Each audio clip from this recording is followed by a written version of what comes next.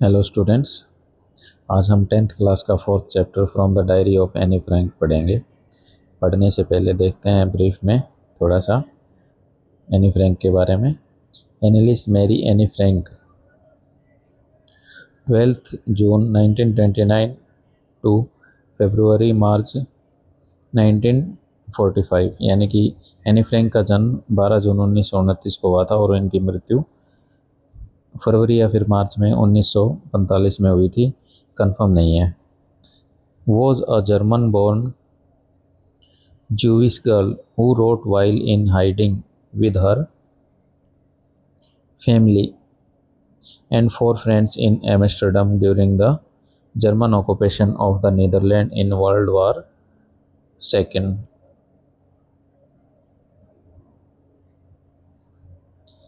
Anne Frank Germany में पैदा हुई एक यहूदी लड़की थी जिसने डायरी लिखी थी जब वो अपने परिवार के साथ और 4 दोस्तों के साथ एम्स्टर्डम में छुपी हुई थी ड्यूरिंग द जर्मन ऑक्यूपेशन, जब जर्मनी ने नीदरलैंड पे कब्जा कर लिया था द्वितीय विश्व युद्ध के दौरान।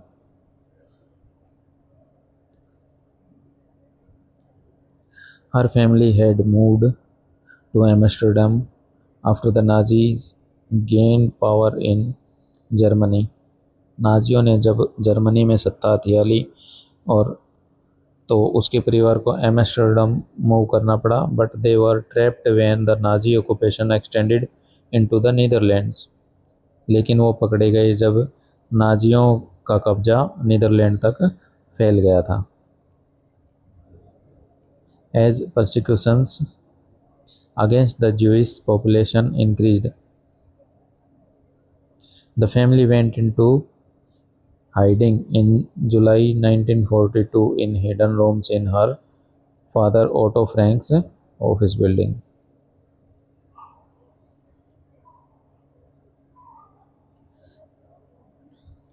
जब यहूदी लोगों के खिलाफ अत्याचार बढ़ गए तो इस परिवार ने छुप के शरण ली। कहाँ पे?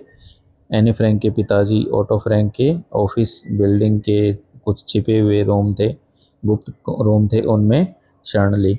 After 2 years in hiding, after 2 years in hiding, छिपे हुए 2 साल के बाद, the group was betrayed and transported to the concentration camp system. उन्हें छिपे हुए 2 साल हुए थे, उसके बाद ग्रुप में से किसी ने धोखा दे दिया और वो पकड़े गए और फिर उन्हें यातना कैंप ले जाया गया, जहाँ पे where Anne died of typhus in Bergen Belsen within days of her sister Margot Frank, जहाँ पे उसकी बहन मार्गोट फ्रैंक की मृत्यु के कुछ दिन बाद ही एनी फ्रैंक की भी मृत्यु हो गई टाइफस के कारण।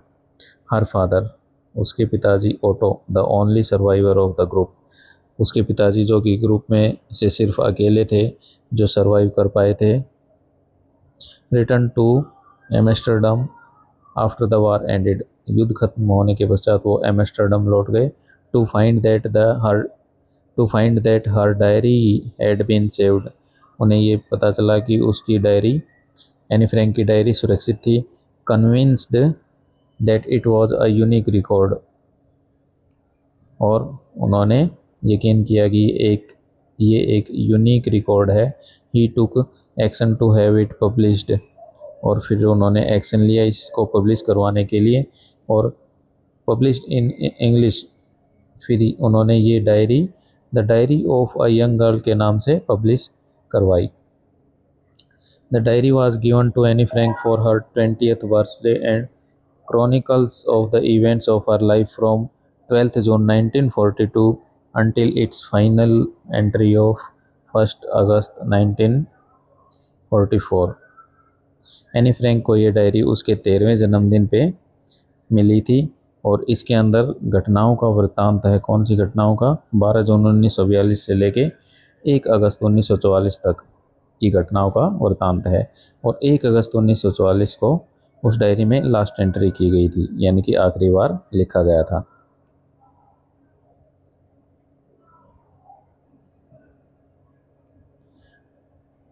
It was eventually translated from its original Dutch into many languages। फिर इस डायरी को बहुत सारी भाषाओं में ट्रांसलेट किया गया, इसका अनुवाद किया गया। ओरिजिनल रूप से ये डच लैंग्वेज में लिखी गई थी। And became one of the world's most widely read books. और फिर ये दुनिया में सबसे ज़्यादा पढ़ी जाने वाली बुक्स में से एक बन गई। There have also been several films, television and theatrical productions and even an opera based on the diary। और इस डायरी पे आधारित बहुत सारी फिल्म, टेलीविज़न और थिएट्रिकल प्रोडक्शंस और यहाँ तक कि एक ओपेरा का भी निर्माण हुआ है। Described as the work of a mature and insightful mind, the diary provides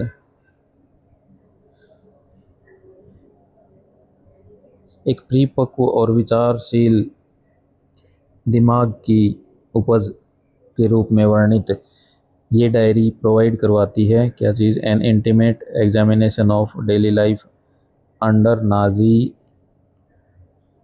occupation, यानी कि नाजियों ने कब्जा कर रखा था उसके अंतर्गत जो दैनिक जीवन था और कैसे लोग अपना जीवन जी रहे थे, उसका वर्णन ये डायरी प्रोवाइड करवाती है। Anne Frank has became one of the most renowned and discussed of the Holocaust victims. Anne Frank बहुत फेमस हो चुकी हैं और सबसे ज़्यादा डिस्कस की जाने वाली लड़की बन गई हैं ऑफ द हॉलोकॉस्ट विक्टिम्स, यानी कि जितने भी लोगों ने त्रासदी झेली है उसके पीड़ित हैं, उनमें से सबसे फेमस एनी फ्रैंक हो गई है।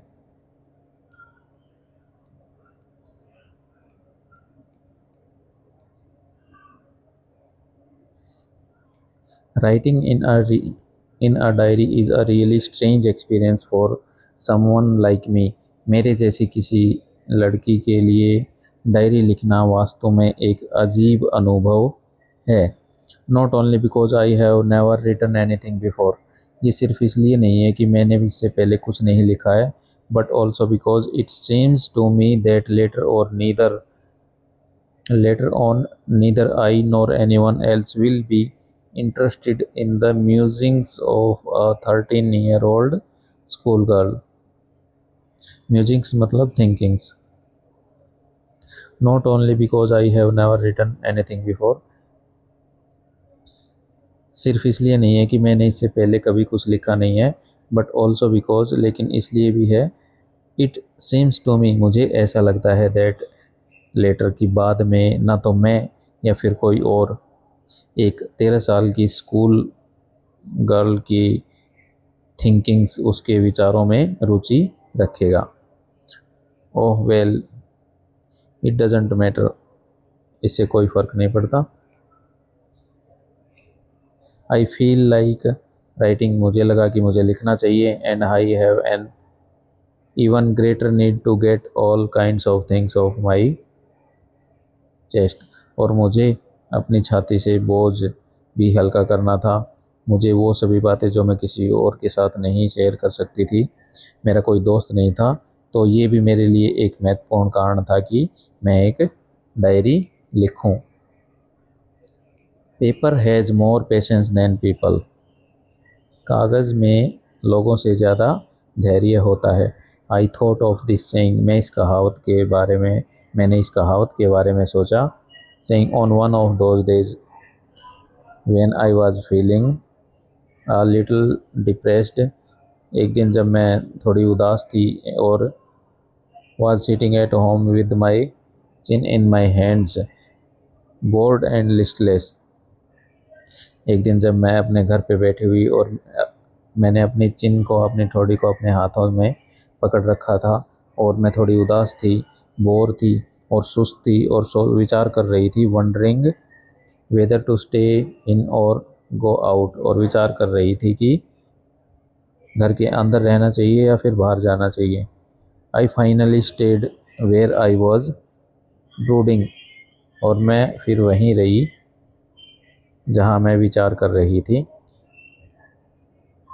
Yes paper does have more patience, हाँ कागज़ में ज़्यादा धैर्य होता है। And since I am not planning to let anyone else read this stiff backed notebook grandly referred to as a diary, और मेरी ये कोई योजना नहीं थी कि मैं इस सख्त जिल्द वाली नोटबुक, जिसे मैं शान से डायरी कहती हूँ, इसको पढ़ने की अनुमति किसी को दूंगी। Unless I should ever find a real friend, जब तक कि मुझे कोई एक रियल दोस्त ना मिल जाए। It probably won't make a bit of difference, और शायद इससे कोई कुछ खास फ़र्क नहीं पड़ेगा। Now I am back to the point that prompted me to keep a diary in the first place, और अब मैं वापस उसी बिंदु पर आती हूँ जिसने मुझे उकसाया कि मुझे डायरी को फर्स्ट प्लेस पे रखना चाहिए, डायरी को प्राथमिकता देनी चाहिए। I don't have a friend, मेरा कोई दोस्त नहीं है। Let me put more clearly since no one will believe, मुझे थोड़ा और क्लियर करने दो। Since no one believe that a 13-year-old girl is completely alone in the world, कोई भी इस बात पर विश्वास नहीं करेगा कि इस संसार में 13 साल की लड़की बिल्कुल अकेली है। एंड आई एम नॉट, और मैं नहीं हूँ। आई हैव लविंग पेरेंट्स, मेरे पास मेरे प्यार करने वाले मेरे माता पिता हैं। एंड अ 16-year-old सिस्टर, 16 साल की एक बहन है। And there are about 30 people I can call friends, और लगभग 30 लोग हैं जिन्हें मैं दोस्त कह सकती हूँ। आई हैव अ फैमिली, मेरा एक परिवार है। लविंग आंट्स, और प्यारी चाचियाँ हैं। एंड अ गुड होम, और एक अच्छा घर है। नो नहीं, on the surface I seem to have everything, बाहर से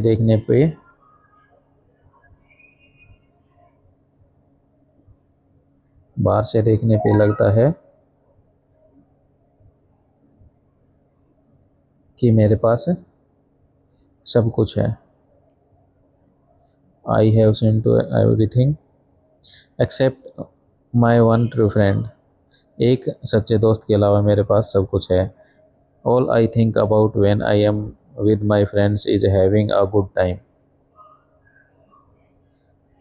जब मैं अपने दोस्तों के साथ अच्छा समय बिताती हूँ तो मैं सोचती हूँ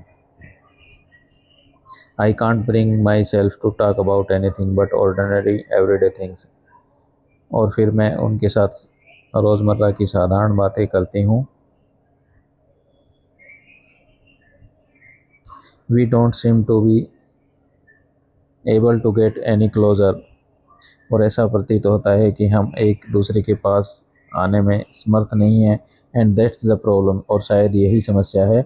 may be it's my fault that we don't confide in each other, और शायद ये मेरी गलती है कि हम एक दूसरे पे भरोसा नहीं करते। In any case that's just how things are, and unfortunately they are not liable to change, किसी भी केस में that's just how things are, चीज़ें वैसी ही होती हैं। And unfortunately they are not liable to change, और वो बदलाव के लिए जिम्मेवार भी नहीं होती। This is why I have started the diary, और यही वो कारण है जिसके कारण मैंने डायरी लिखना शुरू किया। To enhance the image of this long awaited friend in my imagination, मेरी परिकल्पना में बहुत लंबे समय से प्रतीक्षारत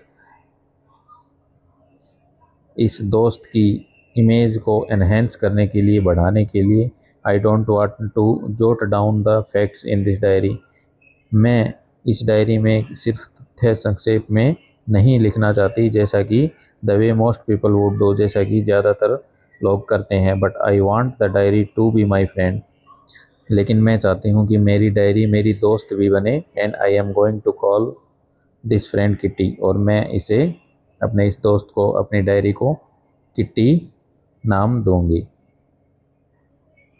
बाकी पढ़ते हैं नेक्स्ट पार्ट में। Thank you.